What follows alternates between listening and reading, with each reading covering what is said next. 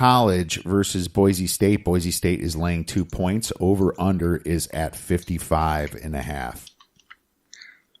So I'll say, first of all, that I think this may be my game that I like the least of the we're going to talk about here today. So I won't say as much about this one, largely because I don't think I have a strong opinion in this game. Boston College plays fast, but they're not very efficient on offense. I like to look for tempo to see if I could maybe play an over, but they're really not very good at offense. I think if I had to play something in this game, I would still take the over. I think Boise State's efficient enough in the passing game to get some big plays. I think Boston College could break some big plays in the run game. Also, Boise State's defense has not been as good as we thought they would be this year. They got better at the end of the season. We'll see how they'll hold up against a strong Boston College ACC offensive line. As far as the side, I really don't know what to do with this one. I think that this is a really tough side. You've got a Boise State team that I think underachieved this year compared to what they could have. Now, I'm not saying they didn't have a good year, but, Boise State is Boise State, and I think that they could have been better than they were this year. Boston College, also inconsistent. You look at some of the games they won and look at some of the games they lost, and you say, Boston College, man, they just weren't there every single week. And I hate betting games where I feel like I don't know what I'm going to get out of these teams. And I think that's what I have for both of these teams. So if I say I don't know what I'm going to get out of Boise State, I don't know what I'm going to get out of Boston College, to me, this game's a pretty easy pass. So no strong opinion from me. So I'm kind of curious to hear your thoughts on this game too. My thoughts are everyone should go see a movie during this game as well, because and there's some good ones out there, my man. I just saw a few of them myself, but I saw that was it Bohemian Rhapsody? That movie was fantastic. Just to tell everyone out there. But Boise State, they're scary to bet against in the bowl game after what they did to Oregon last year. But you're absolutely right. What happened when they stepped up in class? They went to Oklahoma State. Everyone's high on them. They get their butts kicked. There was a couple punt blocks and some bad turnovers there. Then they lose to a San Diego State team that's down. They did get to beat Utah State, but then, they lost to Fresno State in their championship game. What kind of Boise State team's going to show up? And at the same time, Boston College, how do you lose to Florida State this year? At the very end of the schedule. What a terrible finish for them, losing to the last 3 games. I believe it was Syracuse, which is more understandable, but, Florida State. And then, people were hoping they put up a fight against Clemson, but, we saw that not happen.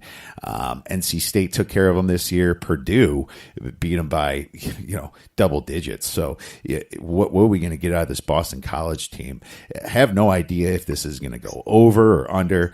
I completely agree. This game is going to be unbettable. And if anybody else has some ideas on this one, please feel free to tweet us at the Oddsbreakers and let us know some of your thoughts here. Well, let's go to the next one then. And this one has a very low total here, probably the lowest one that I've seen. The Cheeze-it Bowl. You have TCU facing Cal, and 2 teams known for their defense. The game's roughly a pick 'em, 39.5 total. I would think that maybe the Tennessee Titans are playing the Baltimore Ravens or something in the NFL here. That's a low college total. Any thoughts on this one? Yeah, I mean, I can't take a total like that under the total. I don't want to take the over. So I'm not going to take the over, but I can't take under 39.5. I mean, everything has to go right for you to win under 39.5 in a college game. And, to me, it's interesting that, you got some of the key guys on offense out for TCU. You've got some suspensions. You got some guys just sitting out this game for TCU. Cal's offense has not been good. TCU's offense has not been good. Obviously, that's why the total is what it is. Having said that, bowl games, I read a stat about this the other day, and I think it's something like 40 of the last 46 bowl games have had at least 43 points or something like that. There's not been very many really low-scoring games in bowl season. I couldn't tell you exactly why that is, but I think that, going under 39.5 in the long run, if you take an under 39.5 in bowl season, while this one might win, I don't think that's a plus expected value thing that you should be looking at going forward. I will say that, the Big 12 and the Pac-12 have both been really bad ATS and bowl season the last few years. The Pac-12's 2-14 ATS in their last 16 bowl games. We know the Pac-12 is really bad. TCU had 22 turnovers this year, and you think that sounds really bad, and that is bad. And then you look and say Cal had 26 turnovers this year. Cal couldn't get out of their own way on offense. They have no explosiveness. 10 plays of 30 yards or more all year for Cal. That's 128th out of 130 teams in the country. Both offenses have been really terrible at converting in the red zone. Like I said, I can't take an under at this number. I will say I like Gary Patterson as a coach. Having this long to prep for a game, playing against a Cal team that hasn't played a very good schedule, and looking to fade the Pac-12, my lean here is certainly TCU. Yeah, this game, pick them at 39.5. That's telling me this the team with the last possession is going to win the game or lose the game. They're going to be down, and it's a tough game to pick here. And I really love Justin Wilcox. His time spent with Wisconsin had just a great defense, and that's what he did with Cal. He turned them into a offensive team to a complete defensive team. This total at 39.5 tells me that these coaches have 3 weeks to prepare some gadget plays just to get some things going and some explosive plays. Just because of the time there, I almost have to lean to the over that you might see something that any pick six or something like that could happen, but looking at these two teams, it really scary to play that. TCU with the hurt players there, Robinson out. I think this game could be unplayable as well. But I guess my lean would be to the over if you're going to play that game at all. The Holiday Bowl, we have Northwestern versus Utah. It looks like this bowl is played in San Diego. Utah is laying 7 points. Over under is at 46. Any thoughts on that? Yeah, this is a really interesting game to me. This is one that I'm looking forward to watching. Obviously a lot of games going on that same day, but got to watch this game some if you can, because this is a good game. You've got two really good coaches. I love games where both teams have great coaches who had a ton of time to prepare, and that's exactly what we have here. Kyle Whittingham's been great in bowl games, 8-3 ATS in his last 11. Pat Fitzgerald is money as an underdog, 45-28 last 73 as an underdog. If you take it to 7 points or more, it's even more impressive on the win percentage. I don't have it right in front of me, but Fitzgerald has been very good as a big underdog. Northwestern is one of those teams that, being a Big Ten guy, I've watched Northwestern play a lot. Northwestern is one of those teams that you look at their stats and you say, this team's not very good. How are they able to do as well as they are? They're good special teams. They're a team that, finds ways to cover, finds ways to pull out wins. And year after year, people say, well, Northwestern got fortunate. They're lucky. I really think it has a lot to do with they're just very well coached. Northwestern finds ways to win consistently.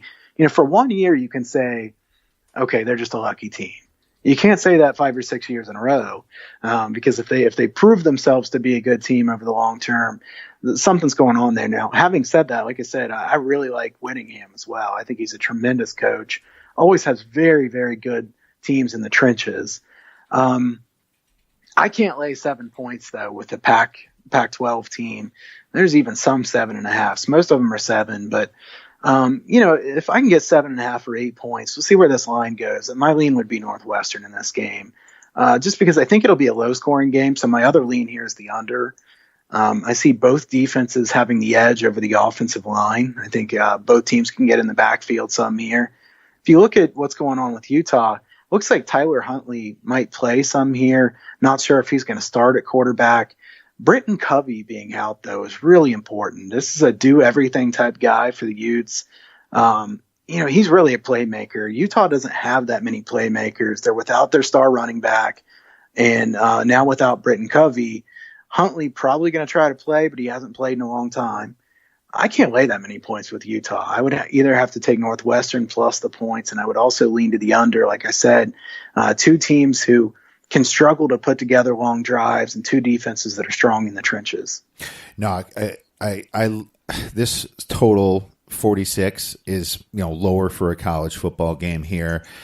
You have to kind of look towards the dog. And I think I'm guilty of what you said, being a Big Ten guy myself, how people are like, oh, Northwestern lucked out and stuff like that. I do think there's a lot of great coaching involved, and field position type game. I think that Utah being so hurt, it made me take Washington in the Pac-12 championship, but that was a nail biter the whole way. Utah's defense really, really shut them down, But whenever you look at a Big Ten team, middle of the road playing a middle of the road Pac-12 team, you kind of got to take the dog here. So I agree. I think waiting is the best thing, and seeing if this thing gets up above 7.5. Sometimes in Vegas you get a little bit of a West Coast bias, and sometimes that drives that line. So I'm on board with your thinking there. If that thing gets up above 7, there's no reason not to take the dog, and there should be a lot of value on that one, especially when the back door is open. Well, cool, Kyle. Awesome discussion on some of these games here. These are the most immediate ones coming up. Is there any games that you want to throw out there? I wanted to give the listeners a free pick here to close things up. I wanted to give them a free play that I will be on as well. Iowa State plus the points here against Washington State. Again, a Pac-12 fade. I like Mike Leach as a coach. He's a good coach. Matt Campbell's a tremendous coach as well. So I don't think Washington State has the coaching edge. And if anything, I like Matt Campbell even better than Mike Leach. You have an Iowa State defense that has proven itself to be very good against some very good offenses in the Big 12. Washington State doesn't see very many defenses as good as Iowa State.